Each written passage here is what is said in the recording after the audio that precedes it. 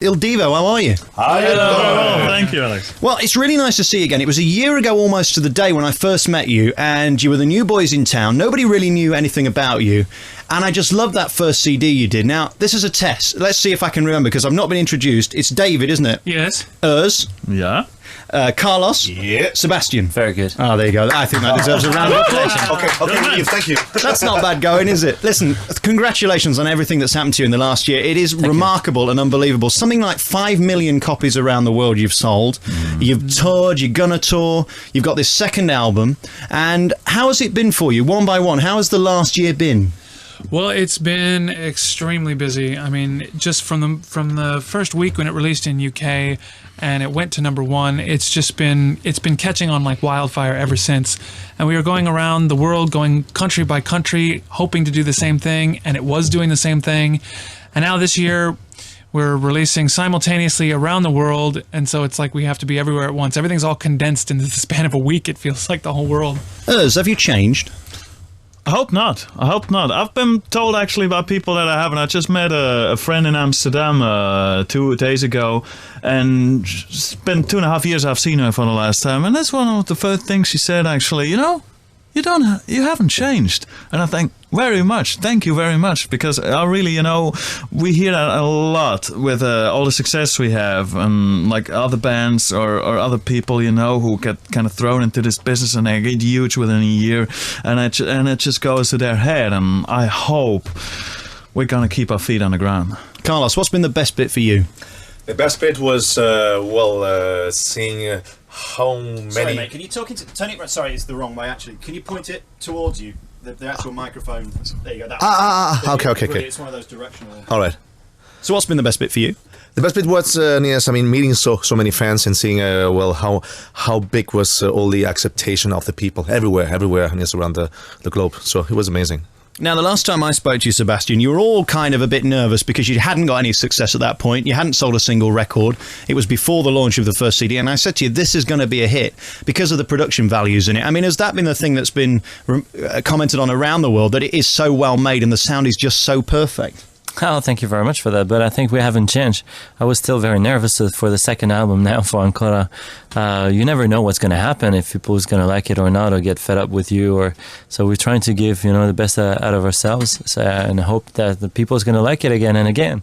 Now, David, the first time I saw you was on Broadway. I don't know if you remember. I saw you in the play La Bohème. In the La Bohème, yeah. And even in those days, there was something special about you. And I said about the first time I met you that the voice was just so brilliant. But to put 4 voices together and to make one voice, which effectively you've done with this group, is so remarkable. Has there been any temptation for one of you to want to be louder or be more important than the others? Well, it's been a pretty democratic process, really. I mean, because there is no lead singer, and no one wants to feel like a backing singer, because, I mean, it's just 4 guys from solo careers. It would just be so detrimental, I think, to someone's ego to be to feel like that. So we do a very good job to make sure that the balance is maintained, that everyone gets a part of each song to kind of shine just for a couple of seconds, because once the harmonies start coming in and you start building it towards that chorus where everyone sounds together, and it's a delicate balance, but I think we do it pretty well. I think we balance it pretty well. It's very interesting when I first interviewed you, because I came out of it and it was syndicated across the country, and I had a load of emails about it saying, aren't they great Italian guys?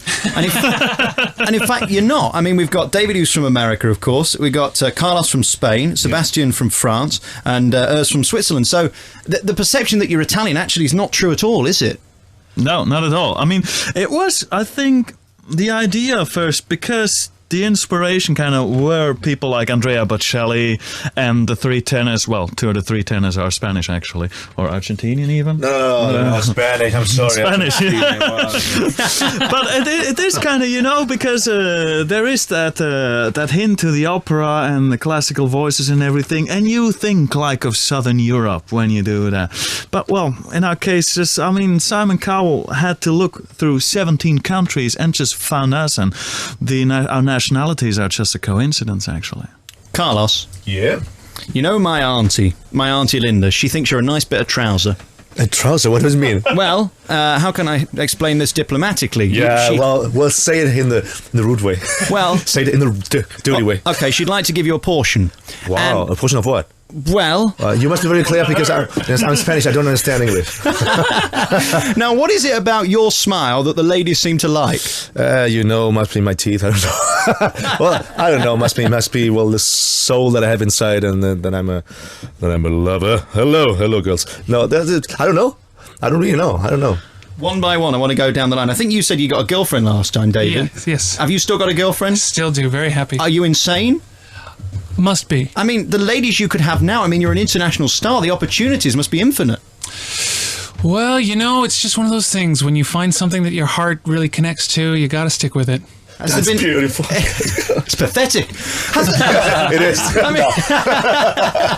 I mean, has there been temptation for all? I mean, you're so popular, and the ladies just love you. You're not. I mean, there's none of you in the band that look like me for a start, are there? I mean, come on, Sebastian. You must have had a lot of interest from the ladies. That's very true. But I liked it. I mean, I'm single, so I'm still looking for the right flower. Now we're talking. So, I mean, what has the reaction been like in your own country? Is it different to what it is here to what it is in America? It is very different. Everywhere in the world where we've been, singing and doing promotion with this album, it's been fantastic to meet all these different cultures. And it's very different. All the women are have a different reaction. So how have you coped with the international thing? Because really, you're kind of spreading yourself thin. When you're a star in Britain and you're English, you kind of like being here because it's home, but you're not home when you're here. Have you found that difficult? How have you settled in?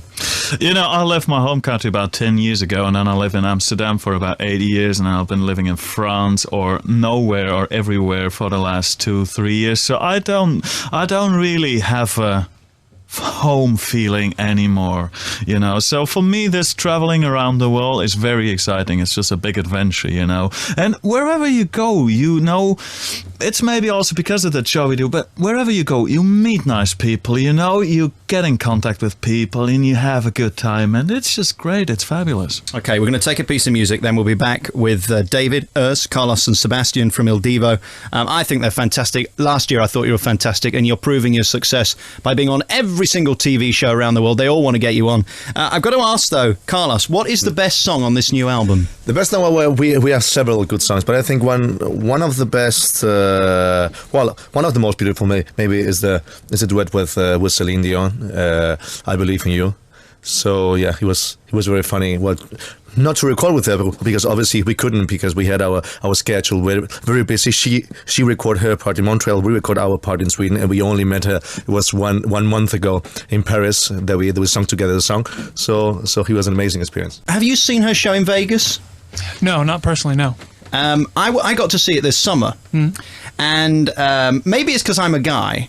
But it didn't do it for me because she's so gushing and over the top. But that's kind of her act, isn't it? And it's perfect for the kind of music you sing because it's so romantic and so powerful. Well, I mean, you need to have a certain amount of showmanship, when you're up there and it's all about you. It's not like when you're doing a musical or when you're doing an opera and you've got many different elements that are combined, costumes, sets, orchestra, all these things. When it's just you kind of have to sell yourself. And I think that's what she really does very well.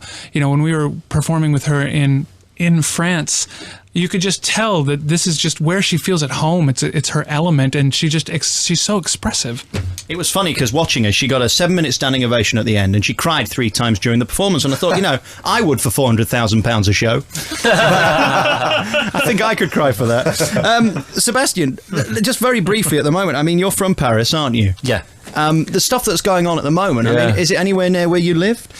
It is, yeah. It's quite close. The 17th is quite close to where I live. It's it worries me, but it's very amplified, I have to say, by the media. Because when I phoned my family, they said, well, it's bad, but it's not as bad as what people are expecting. Because I have my best friend who lives in Italy, and he told me yesterday they had a special about Paris, about what's going on, and it's not so bad. But let's hope it's not going to get worse. I've got to ask you the question that I always have to ask bands, because so many split up and go their own ways and fall out. One by one, David, are you still happy together? Are you enjoying performing together? Well, geez, we just started.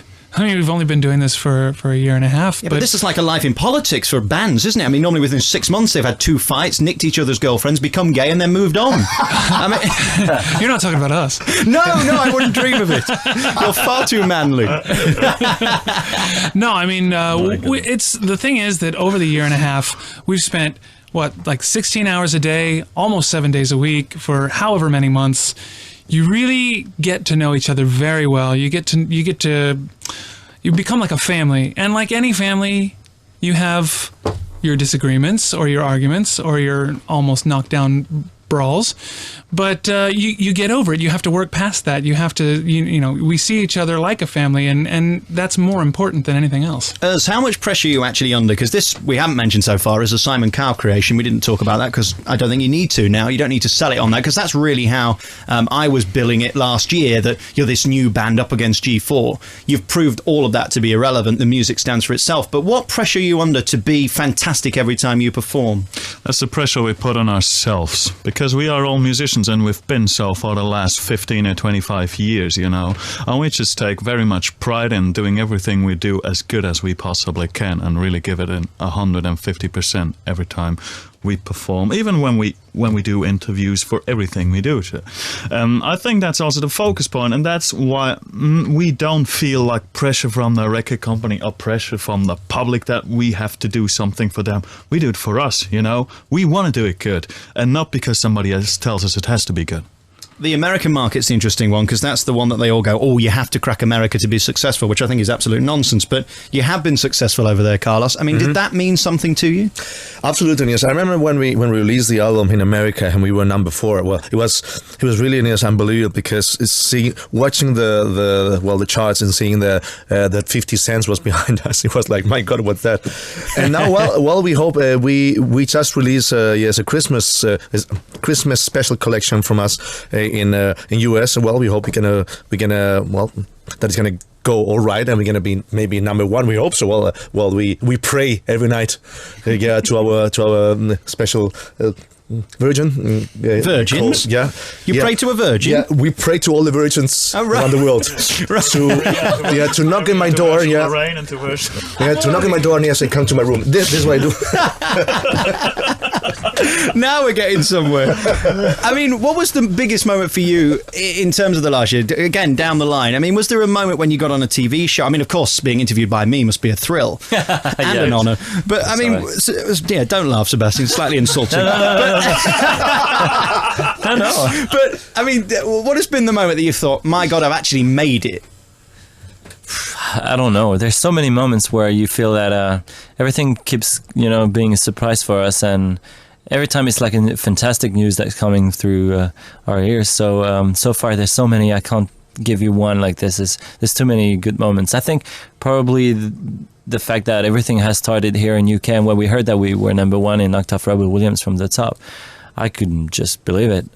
So I think that was one of the best moments, but there's so many.